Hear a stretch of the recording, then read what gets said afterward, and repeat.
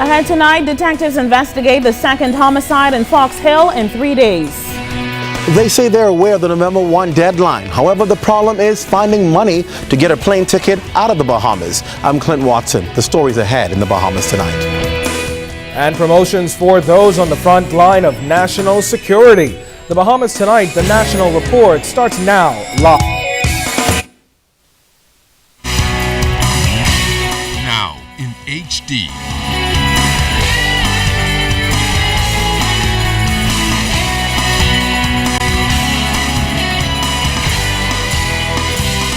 ZNS Network presents The Bahamas Tonight. This portion of the news brought to you by BTC Every Day. Police continuing intense investigations tonight into the country's latest murder that happened in the Fox Hill community. Good Wednesday evening, Bahamas. I'm Altaviz Munnings. And I'm Candino Knowles. Well, it's the second homicide in that part of New Providence in 3 days. And detectives want to question Jamal Gibson, also known as Eggy of Armbruster Street, about the death of the 38-year-old victim, a resident of Kelly Lane. Well, he's also wanted for questioning for the September 27th murder of Ricardo Moss that occurred on Grace Terrace. Our news team arrived on the scene in Fox Hill as police conducted their initial investigation last night.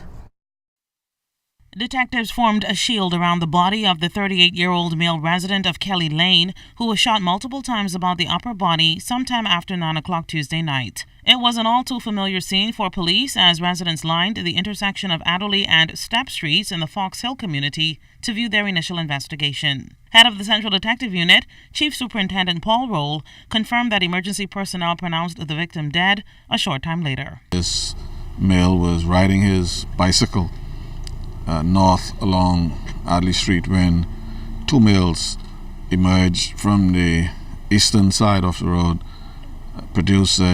one of them produced a handgun and began discharging shots at him, and they struck him, as I said, to his upper body, fatally wounding him here on the scene. I don't want to get into the individual's personal lifestyle. I'm not able to speak to it, and I won't. But to say, let us look for the family right now and try and share our condolence to the family. And Chief Superintendent Roll didn't want to jump to conclusions about any further details. He didn't confirm to reporters on the scene a motive for the murder or any potential suspects detectives may be looking for. But he did reveal, though, that the victim's official identification should be released Wednesday. And as Tuesday night's murder marked the second homicide in the Fox Hill area in 3 days, the senior detective doesn't see a crime trend happening in this part of eastern New Providence. This area has been pretty quiet as other areas. Every now and then we have flare-ups in different area that is usually because of something else that is going on. What we seek to do is to get to the bottom of what is the underlying issue that ultimately ends in death. A large crowd immediately consoled the victim's family on the scene. Among them were the executives of the organization Families of Murdered Victims, better known as FOAM. President Candy Gibson learned that the victim left 3 children and a bright future. It's sad, The police can't be everywhere, and police can't control grown men, but then the criminal mind could be anywhere. That's always sad. Like I often say, the bigger picture here is the children. What becomes of the children after this event, after this aftermath? What becomes of them? All right, well, one of this country's main proponents of social reform sounding off today on the continued bloodshed and violence plaguing our communities. You're about to hear from co-chair of the Urban Renewal Commission, Cynthia Pratt, speaking passionately about a certain disconnect she believes must be fixed. Where have we gone wrong? That's the question we must ask ourselves. Our foundation was laid, I'm talking about my generation, with a spiritual foundation. That's the kind of foundation was laid for us. Unfortunately, today, many homes don't even go to church. There is no God. Children don't attend church. Parents don't attend church. You cannot make it without God. I don't care how you try. I don't care what education you obtain. Without God, you go nowhere. Because He is the vine, we are the branches. Without Him, we can do nothing. And so I'm saying, We have to reconnect with God. Some great advice there. As the authorities actively investigate reports of alleged thieves pretending to be police officers, Assistant Police Commissioner Leon Bethel is calling on Bahamians to be suspicious of anyone who knocks at your door, no matter the time. This warning comes as a young man was shot dead at his Blair Estates home early Tuesday morning by a group of men allegedly posing as fake cops. Once someone comes to your house and pretending to be a police officer, you just pick up the phone, dial 919. It's going to take a few seconds to get into your house. That second that you tarry means a lot.